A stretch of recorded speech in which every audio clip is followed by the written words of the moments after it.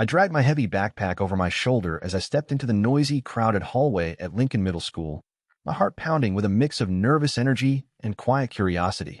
Bright lockers lined both sides of the corridor, their doors chipped and faded from years of daily use by students talking and laughing as they rushed to their classes. A group of tall kids with sneering faces blocked the way near the cafeteria doorway, laughing at each other and shoving anyone who dared to pass without their permission. I paused beside a row of blue lockers, trying to steady my breathing as I waited for a chance to slip around the laughing bullies and reach my classroom before the bell rang. My palms felt sweaty against the cool metal of the locker handles as I glanced at the digital clock above the main entrance, watching the minute hand move closer to the first bell. I heard the leader of the bullies, a boy named Travis, calling out jokes about my shoes and my new hairstyle, his voice loud enough to make everyone in the hall pay attention. Travis had a reputation for being ruthless, and I knew his gang liked to pick on kids who looked different or who they thought were weak or easy targets for their games. I wished I could disappear behind my locker and avoid their cruel jokes, but I also felt a strange sense of calm deep inside me that I did not understand yet. My name is Nico Romano, and I had just turned 14 but carried a weight on my shoulders that no one at school could guess or even imagine would define my life. My mother always told me to keep my head down and work hard in school, and she warned me not to draw attention to myself, but she never explained what else might draw attention. I slipped a pencil into the pocket of my jeans and tried to smile at a passing teacher, hoping to seem confident even though my heart felt as heavy as a stone. Someone tapped me on the shoulder, and I turned to see a smaller boy with dark hair and wide eyes asking if he could borrow my notes from last period. I nodded and handed him my notebook, ignoring the group of bullies who stomped toward us, their loud footsteps echoing like thunder in the crowded hallway. The smaller boy took the notebook with a grateful smile and darted away, and I felt a rush of relief at making a small friend in this sea of dangerous faces. Just then Travis stepped in front of me, blocking my path with a cruel grin on his face and asking in a loud voice where I thought I was going without his permission. I swallowed hard and looked up at his sneering eyes, trying to find the right words to answer without sounding afraid or drawing more attention to myself. My mind raced as I thought my father, who was always away on his mysterious work, but who had taught me to stand up straight and speak clearly even under pressure. In that instant, I realized I was not just any kid who could be bullied without consequence, because my father was a powerful man with dangerous friends. I felt a steady heat rise in my chest, a strength I had never felt before, and I looked back at Travis with calm eyes that did not waver. Travis frowned and said I was crazy to think I could pass without his say-so, and he reached out to snatch my backpack from my shoulder with rough fingers. I resisted the urge to flinch, and I stepped forward, placing my hand over his reaching arm and holding my ground without pulling away. My grip felt firm, and I realized my father had taught me how to stand tall and protect what was mine in every lesson, even if he never said where he learned it himself. The hallway fell silent for a moment as other students stopped to watch, sensing something strange and tense between me and the gang leader. I took a slow breath and said in a clear, steady voice that I would get by, and that Travis did not own every inch of the school hallway. Travis looked surprised, but anger flashed across his face and he laughed, calling me a fool who did not know what he was up against. He bent low and spat on the floor, daring me to do something he could report to any teacher walking by. I gave him a small nod, and then I said that teachers would not be interested in reporting someone who stepped out of his way. For a heartbeat, Travis hesitated, and in that pause I saw doubt flicker behind his cruel eyes and heard the shouts of my name on my father's private phone messages. He let go of my backpack without warning and took a step back, a new respect forming in his eyes as he realized I was not like the other kids. The other bullies shifted uneasily and whispered among themselves, unsure if they should follow Travis or scatter like frightened birds. I straightened my shoulders and gathered my backpack straps in both hands, looking Travis in the eyes as though I could see the world beyond the school walls. The bell rang loudly, and students pushed past to go to class, but I stayed still for a moment to let the change in the air settle into the crowd. Then I turned around and walked down the hallway with steady steps, feeling my heartbeat slow and my mind clear of fear and doubt. A few kids murmured under their breath, asking each other who I was and why I had stood up to Travis in that way. I did not answer them, because I already knew who I was and what I could do if someone tried to cross me or my family again. I felt no malice toward Travis, only a calm certainty that I would be safe and that bullies who underestimated me would soon learn their mistake. Inside my pocket, my phone buzzed with a text from my father saying good luck on my first day at the new school and reminding me to be confident. I tucked my phone back and gave a small smile, knowing my father cared for me even from a distance and that his world could reach into this school at any time. I glanced back once more at the group of bullies, seeing uncertain faces where they had once seen only prey, and I felt a quiet satisfaction. I walked into my classroom, ready to begin a normal school day, but knowing that nothing about this day or this school would ever feel normal again. The morning bell rang as I took my seat in Mr. Arnold's history class, feeling a mix of excitement and the calm confidence I had found in the hallway moments ago. My desk was in the third row near the window, where sunlight flickered through the blinds and painted thin stripes on my notebook pages. I looked around at my classmates, whispering about the strange moment in the corridor when I had stood up to Travis without flinching. Mr. Arnold wrote today's lesson on the board in neat letters, the words ancient Rome and leadership spreading across the green surface like a promise of new learning.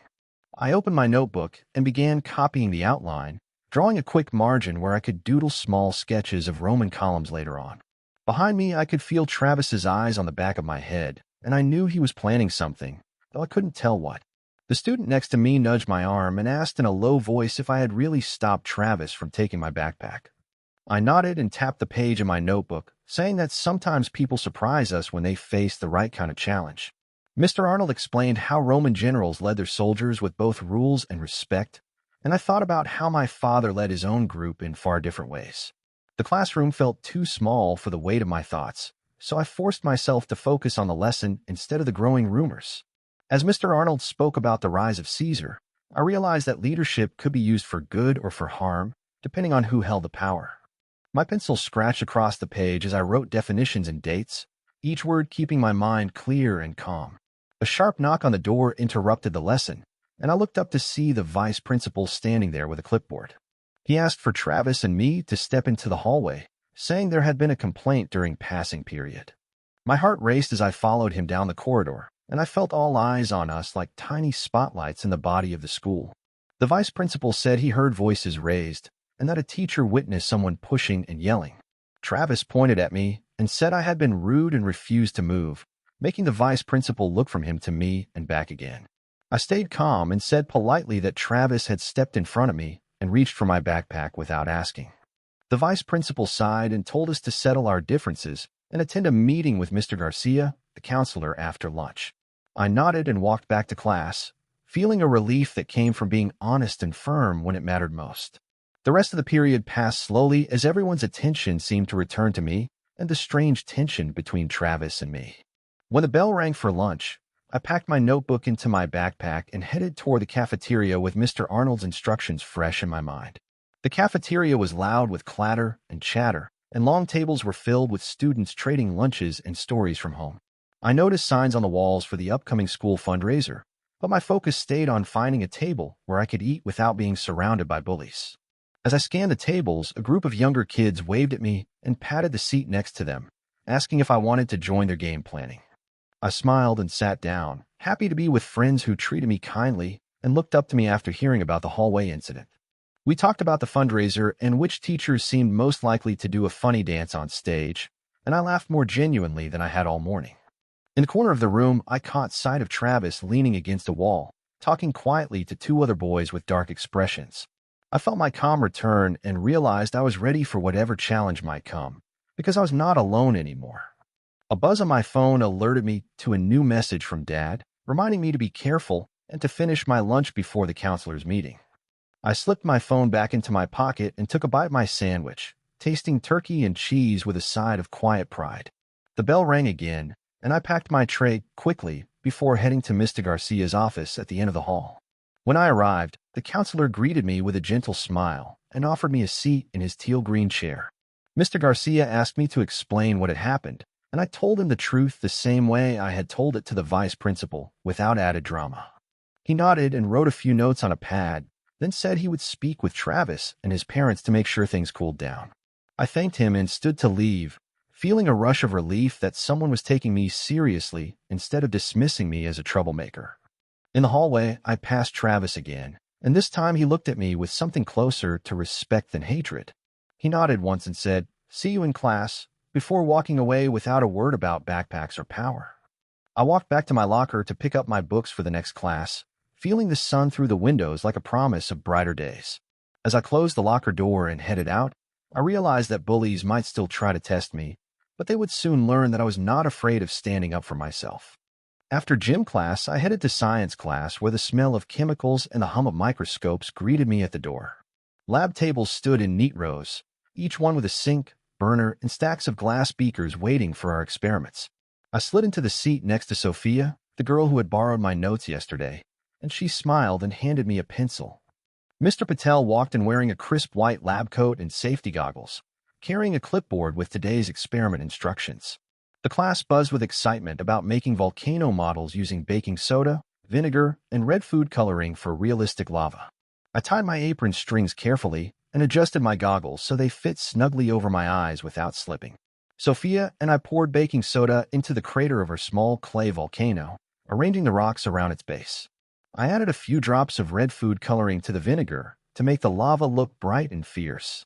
When I poured the vinegar mixture into the volcano, it bubbled and frothed over the edges like angry red lava flowing down a mountain. Students clapped and laughed at the eruption, and even Travis cracked a small smile when the foam slid onto his table. Mr. Patel walked between tables, nodding at each group's success and reminding us to wipe up any spills carefully. Next, he handed out prepared slides of onion skin and told us to look for tiny cells under the microscopes. I placed my slide carefully on the stage, flicked on a light, and peered through the eyepiece to discover a grid of delicate cell walls.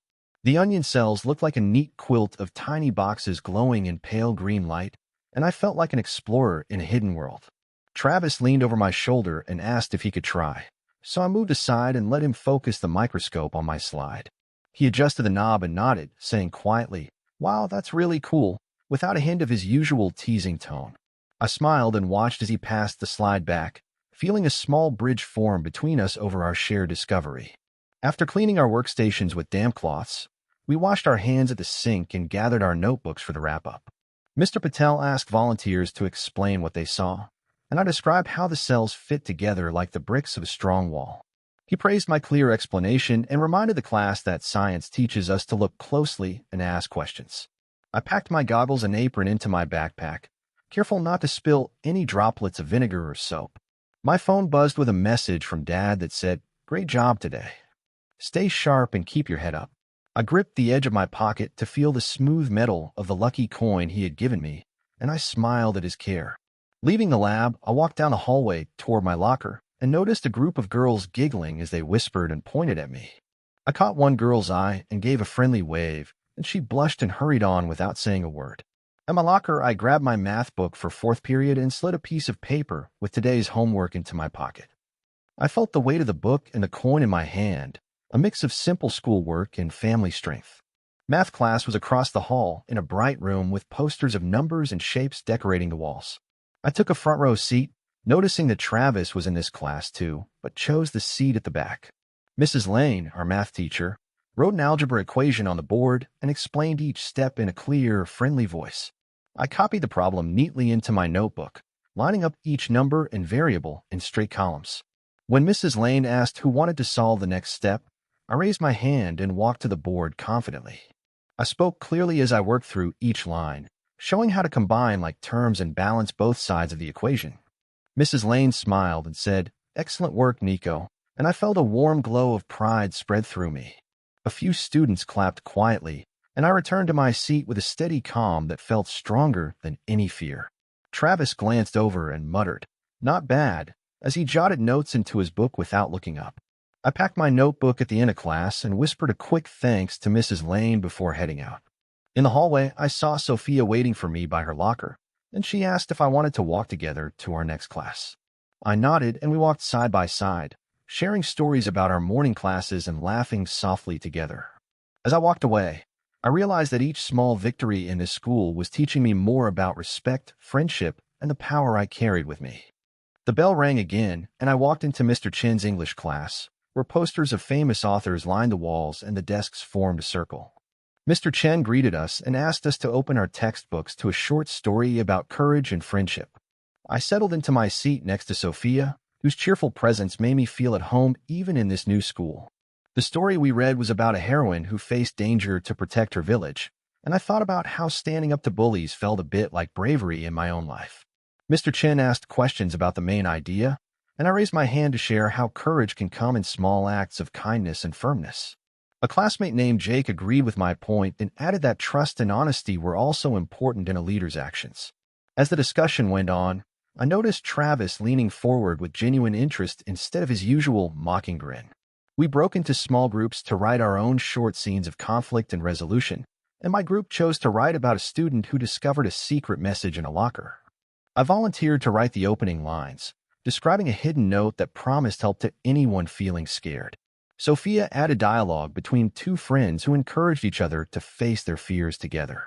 Our group shared our scene with the class, and Mr. Chen praised our creativity and clear writing. I felt my confidence grow as I heard applause from my classmates and saw Travis nodding his approval. After English class, I headed down the hall to the art room, where the scent of paint and clay greeted me at the door. Ms. Rivera, our art teacher, had set up tables with art supplies for a painting project inspired by local landscapes. I chose a palette of blues and greens and sketched the outline of rolling hills under a bright sky. Travis worked at the table across from me, painting a bold sunset with thick strokes of orange and red. We both paused and admired each other's work, and for the first time I felt we were equals in something creative. Ms. Rivera walked around the room, offering tips on mixing colors and adding texture to our paintings. I blended a little white into my green paint to create a soft mist over the hills, and she smiled and said it looked very realistic. I painted the last details on my canvas, adding small trees and a winding path that led to a hidden cottage. Travis spoke quietly and said he liked how my painting told a story, and I thanked him for noticing. Working side by side on art felt peaceful, helped me understand how different we all could be inside and out. When the bell rang, I cleaned my brushes and put away my paints, leaving my painting to dry on the shelf. Ms. Rivera asked me and Travis to leave our names on our canvases so she could hang them for the school open house. I wrote my name neatly in the corner and walked out with a sense of pride in my creative work. Next, I walked into the computer lab where rows of monitors displayed coding lessons and digital art tutorials. Mr. Lee, the computer teacher, explained how we would design a simple game using block-based coding tools. I sat down and logged in, feeling excited to learn a new skill that could help me in many ways. Travis sat at the next computer and waved as I clicked through the tutorial screens. We both followed the instructions to create a sprite that moved when we pressed arrow keys. My sprite was a small knight in shining armor, and I laughed as I named it Guardian to remind me of bravery. Travis chose a lightning bolt character and named it Storm, smiling as he tested its moves on the screen. We shared tips on customizing our sprites and adding background music to our games. Mr. Lee walked by and watched us work, nodding at our progress and encouraging us to explore further. As the period ended, I saved my game project and felt proud of what I had built with my own hands. A notification blinked on my phone, a message from Dad asking if I wanted pizza tonight after school. I replied with a thumbs-up emoji and headed toward the door, excited for a treat at home. In the hallway, I passed the bullies again, but this time they nodded respectfully and moved aside to let me pass. As I walked to the cafeteria for an afternoon snack, I realized how much my day had changed since I stood up that morning.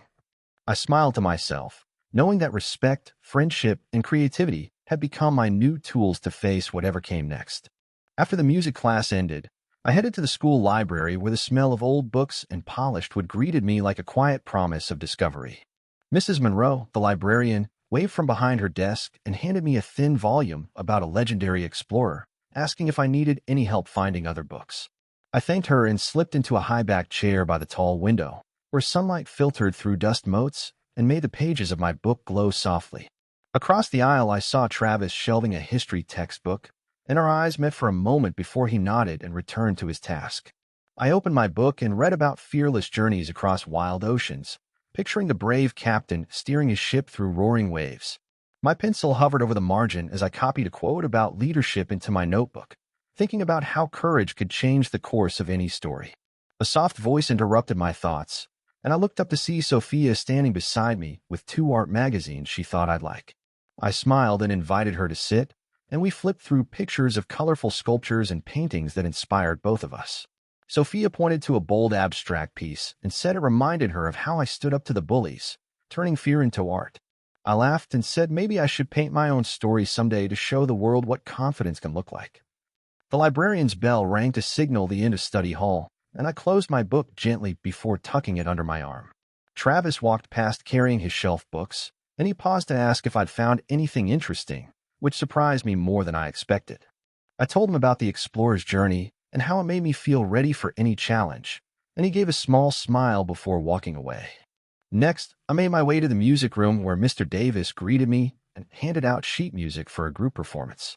I joined my classmates around the piano and violin stands, and we practiced a melody that rose and fell like the waves of a sea. Travis sat beside me playing the cello, and our notes blended into a soft harmony that made my chest feel light with pride. When our piece finished, the applause felt warm and real, and Mr. Davis reminded us that music could connect people in surprising ways. I packed my music folder and headed down the hall to the gym, where the sound of bouncing basketballs echoed off the walls. Coach Ramirez split us into teams and explained a friendly scrimmage to end the day, and I jogged onto the court with a sense of energy and teamwork. I passed the ball to a teammate and ran toward the hoop, feeling my heart beat in time with the rhythm of the game. Travis was on the other side of the court and blocked my shot with a respectful grin, and I returned the grin before pivoting away. The scrimmage ended with cheers instead of shouts, and I realized that competition could still be kind when respect was the rule. I gathered my water bottle and towel, thanked Coach Ramirez, and walked out to the courtyard where the late afternoon sky was painted in soft pastels. My phone buzzed with a text from Dad saying he'd be at the front gate in 5 minutes, and I felt a flutter of excitement. I made my way through the emptying hallways, noticing bulletin boards filled with drawings from art class and announcements about the spring fair. Outside the main entrance, I spotted Dad's black SUV parked under the big oak tree, its engine purring like a friendly animal. I waved and Dad stepped out, his tailored jacket looking sharp against the fading light, and I rushed toward him with a broad smile. He opened the passenger door, and I climbed in, setting my backpack on the floor as he closed the door and slid into the driver's seat. Dad asked about my day, and I told him how standing up to Travis had changed everything and led to new friendships in unexpected places. He listened quietly, nodding and saying he was proud that I used courage and kindness instead of anger. We drove through the leafy streets, the sun dipping behind rooftops as we talked about school, music, and big plans for the weekend. I felt the warmth of the SUV's heater as Dad steered us home, and I looked out the window at the world growing dim around us. Before we reached our house, Dad slowed at a red light and glanced at me, his eyes saying more than words ever could. He reached into his suit pocket and pulled out a polished silver coin, handing it to me as a reminder that family always protected each other. I took the coin, feeling its smooth weight in my palm, and promised to keep its lesson close whether I was at school or anywhere else. The light turned green and Dad drove on, passing familiar landmarks like the corner bakery and the old red schoolhouse where I used to go years ago. As we neared home, the streetlights flickered on, casting long shadows that danced across the pavement in gentle waves. Dad and I pulled into our driveway and parked under the glow of the porch light, a warm welcome after a day of new challenges. I climbed out of the car and held the coin tight, knowing that in my pocket and in my heart I carried my father's strength and my own quiet power. Walking up to the front door, I realized that the bullies at school had no idea how deep my roots went, and that no one would ever think to challenge the son of a mafia boss again. I woke up early the next morning to my alarm's loud buzz and felt the smooth silver coin in my pocket reminding me of my father's care. I sat on the edge of my bed and stared at the posters on my walls showing ships sailing through stormy seas under dark skies. Downstairs, Mom poured bright orange juice into tall glasses as sunlight streamed gently through the kitchen window. She handed me a plate of scrambled eggs and warm toast and asked how my first day at Lincoln Middle School had gone. I told her about standing up to the bullies and watched her eyes fill with pride and relief. Dad stood in the living room adjusting his dark suit jacket and said he needed to handle some important business today. I grabbed my backpack, slipped the silver coin into my hand, and felt its smooth weight steady my thoughts. Dad ruffled my hair, told me to be myself, and reminded me that strength comes from kindness as much as courage. I waved as his black SUV pulled away, then walked down the driveway toward the corner where the school bus stopped. The bus arrived with a hiss and a clang, and I climbed the steps, nodding to the driver who greeted me by name. At the front, I saw Sophia waving from her usual seat by the window, and I slid in beside her. She offered me half her banana, and I laughed as I accepted, grateful for her friendly smile. We rode in quiet chatter, watching rows of houses and blossoming trees pass by until the bus rolled to a stop. I stepped off at the school entrance and felt the cool morning breeze as I walked toward the glass doors. A sleek black sedan idled by the curb with tinted windows, and I recognized my father's guards standing watch. Students fell silent as they passed, their eyes curious and a little nervous at seeing the silent figures. I waved at the guards, who nodded once before stepping back and folding their arms. Inside the hallway, I smiled at a teacher who asked about my backpack and praised my neat handwriting. Near the lockers, I spotted Travis and his friends watching me approach with mixed expressions. I met Travis's eyes without fear and felt calm, knowing the coin in my pocket and the guards outside kept me safe. At my locker, I grabbed my history book while Sophia leaned against the next locker and whispered good luck. I closed the locker and joined her as we headed to Mr. Arnold's classroom for first period. In history class, we discussed how leaders build trust and protect their people, and I thawed the guards outside. Mr. Arnold asked me to share an example, and I spoke about standing up for others even when it feels scary. My classmates listened quietly, nodding as if they understood that courage can inspire respect. The bell rang, and I walked to science class with Sophia, excited about our volcano project from yesterday. In the lab, I put on my goggles and saw Travis already setting up without teasing anyone. We worked side by side, pouring baking soda and vinegar into volcano models that bubbled bright red lava. Laughter filled the room, and I realized our experiment had turned tension into fun. After cleaning up, I headed to lunch where Sophia and a few friends waited at a table by the window. We talked about meeting after school to paint a mural showing scenes of bravery and friendship. I felt warm inside, knowing my day was filled with places where I belonged. In the afternoon, I joined an art session with Mr. Garcia and spread out paints and brushes with Sophia. We sketched bold designs of black cars under oak trees, guardians watching over a school full of smiling faces. Mr. Garcia praised our vision and said art can change how people see the world and each other. When the session ended, I walked past the front doors and saw the black sedan drive away with its guards. A few students watched with curiosity, but no one dared block my path or whisper insults. I waved goodbye to Sophia and headed down the sidewalk toward home, carrying a backpack full of art supplies. The sky was painted in soft pinks and golds as I passed the corner bakery on my way back. I stepped through our front gate and realized that the Bullies had no idea they had met someone they would always respect. The next morning, I woke up before the sun rose, the soft glow of dawn filtering through my curtains, and I felt the comforting weight of the silver coin in my pocket mirroring my calm confidence. I dressed quickly in my school uniform, smoothing out every wrinkle in my shirt and straightening my tie before grabbing my backpack, now lighter with the pride I carried inside. Downstairs, Mom had set the table with a warm breakfast of pancakes and syrup, and I ate quickly, listening to her gentle questions about my plans for today's spring carnival at school. Dad stepped into the kitchen from the living room, his dark suit jacket draped neatly over his shoulders, and he handed me a small envelope filled with raffle tickets for the event. I smiled at him, slipped the tickets into my backpack alongside my coin, and felt like I was carrying pieces of my family's strength into the bustling school grounds. After waving goodbye, I walked to the bus stop down our quiet street, the morning air crisp and filled with the scent of blooming flowers under a pale sky. At Lincoln Middle School, the courtyard was already alive with colorful banners and balloons, and the sound of laughter floated across the paved walkways as students prepared game booths. I spotted Sophia near a table covered in painted canvases and hurried over to help her set up the art sale booth showcasing student work. She handed me a paintbrush and asked for my help blending a sunset sky, so I carefully mixed reds, oranges, and pinks until the horizon glowed warmly on the canvas. Travis appeared then, carrying a stack of soda cans for the ring toss game, and he greeted me with a genuine smile as he asked if he could lend a hand. I thanked him and placed the cans in a neat pyramid, noticing for the first time how smoothly we worked together without past tension slowing us down. Across the courtyard, I saw the dunk tank set up next to the climbing wall station, where other students cheered each time someone hit the target and splashed water over Mr. Arnold. I manned the raffle ticket table by the gym entrance, explaining prizes to a growing line of eager buyers who traded coins for colorful tickets of chance. In the middle of my sales, I heard a distant hum, and I looked up to see a sleek black helicopter gliding down behind the gym roof with surprising grace. Excited gasps spread through the crowd as rotor blades churned gusts of wind, sending loose papers and stray balloons fluttering like confetti across the courtyard. The helicopter touched down on a marked pad, and three tall men in matching dark suits stepped out, their polished shoes clicking on the concrete surface. A hush fell over everyone as the men opened the tinted door, and my father emerged, his calm presence instantly drawing all eyes in the courtyard. He walked with measured steps toward the principal's podium, where teachers and students stood ready to welcome him to the celebration. My father raised his hand in greeting, then stepped up to the microphone, offering encouraging words about the importance of education and community spirit. His clear, steady voice carried across the courtyard as he praised our hard work and dedication, and I felt my chest swell with pride at his support.